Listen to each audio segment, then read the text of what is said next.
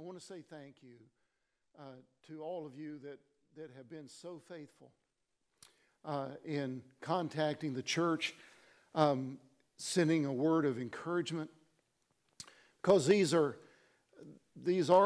perilous times for us. I know I'm going to sound like a broken record to you this morning, but I am so looking forward to the time that we will be able to get together and rejoice together.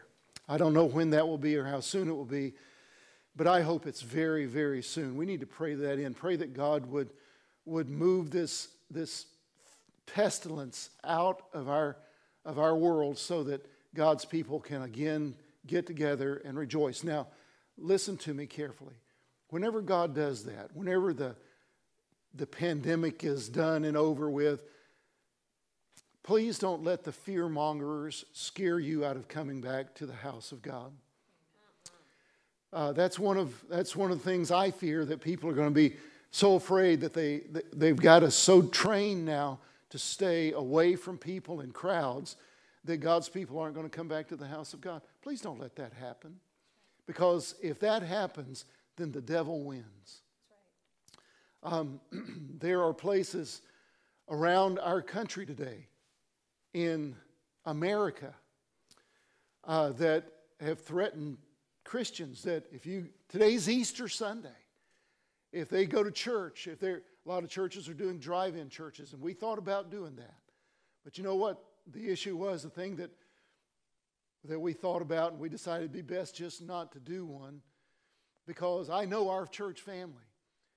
There's no way you can drive up in this parking lot and sit out here and sit in your car without getting out and kind of milling around and wanting to say hi to this person or that person. That was the thing that we kind of took into consideration when we decided not to do a drive-in service. Because we have a loving, caring church family, and I'm grateful for it, and boy, I can't wait to hug your neck. I can't.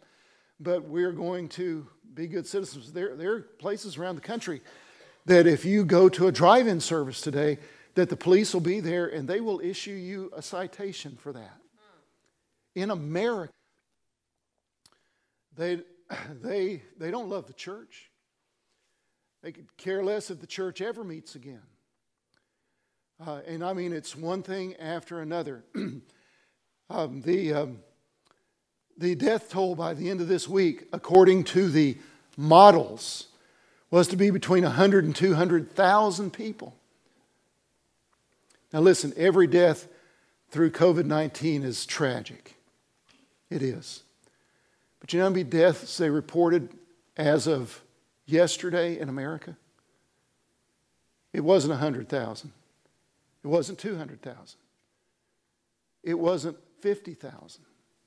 It was 20,000. Somebody missed that by a long, long shot. So please don't be afraid. Whenever it's safe to gather and congregate together again, don't be afraid to do that. Because the God that we serve is on the throne this morning. He's all powerful. He's greater than a pandemic. He's greater than COVID-19. You just need to relax and rejoice in that fact. But between now and then,